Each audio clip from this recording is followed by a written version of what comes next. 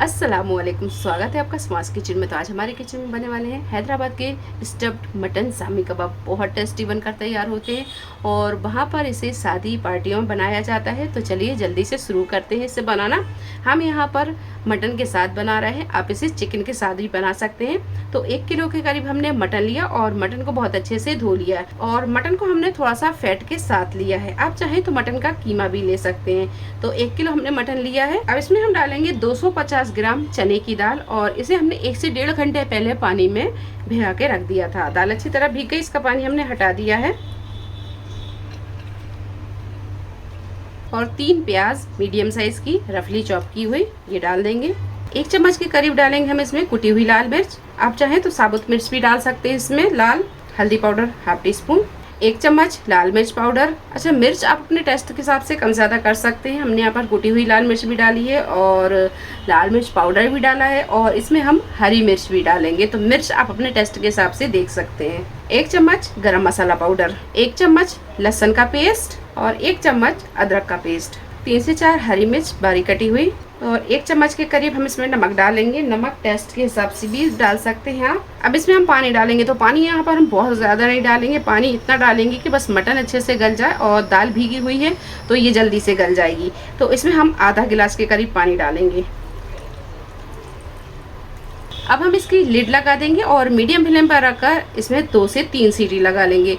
फिर गैस को हम मद्दा कर देंगे और 12 से 15 मिनट इसे अच्छी तरह पकने देंगे ताकि मटन और दाल अच्छे से गल जाए।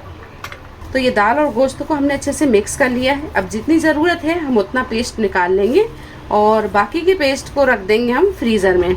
तो आप चाहें तो पूरा मसाला मिलाकर और इसके कबाब बनाकर डायरेक्ट फ्रीज़र में फ्रीज़ कर सकते हैं। ये 1 से 1.5 महीने बहुत आराम से चलते हैं।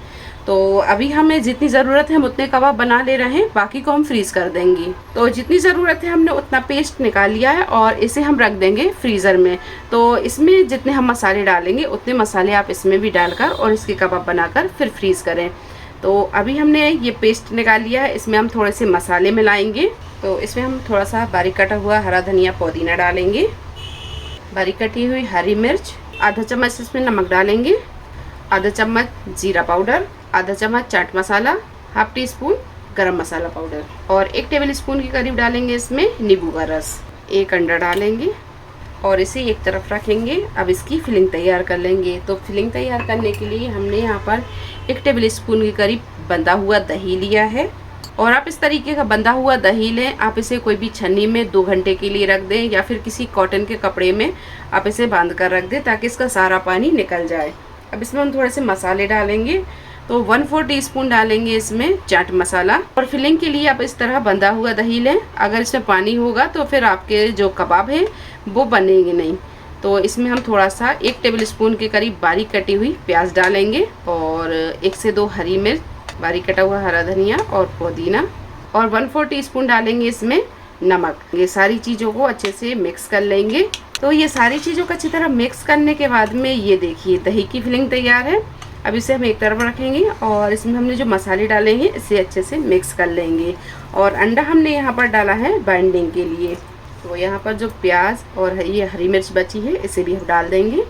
तो कबाब आप जितने स्टफिंग वाले बना रहे हैं उतने आप स्टफिंग वाले बना लें और बाकी को शामी कबाब जैसे बनाकर और फ्रीज कर सकते हैं। तो कबाब का हम पेस्ट जो है वो थोड़ा ज़्यादा लेंगे क्योंकि स्टफिंग वाला कबाब बना रहे हैं तो ये थोड़ा सा बड़ा बनेगा। चलिए, तो ये हमने कबाब बना लिया है।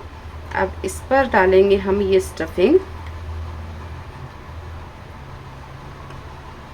और इसे बंद कर देंगे।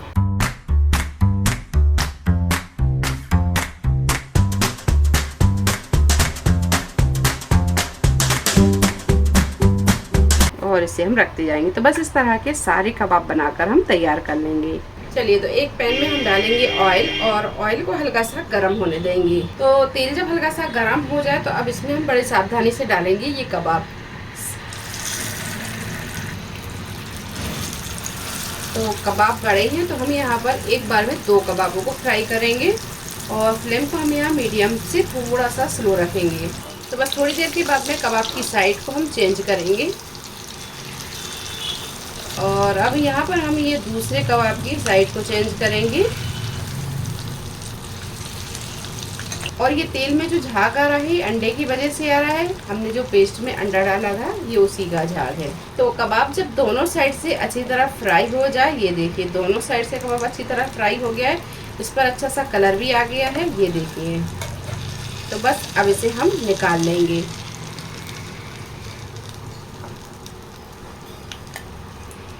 और इस तरह हम सारे कबाब फ्राई कर लेंगे। तो कबाब के साथ हम हरी चटनी भी तैयार कर लेते हैं। तो यहाँ पर हमने एक जार ले लिया है और जार में हम डालेंगे लहसुन की कलियाँ।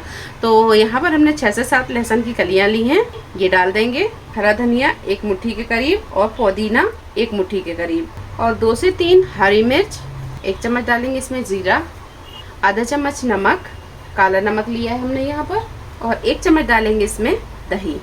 और बस अब इसे हम पीस लेंगे। चलिए, तो ये देखिए चटनी हमने पीस ली है और अब इसे हम निकाल लेंगे एक बाउल में।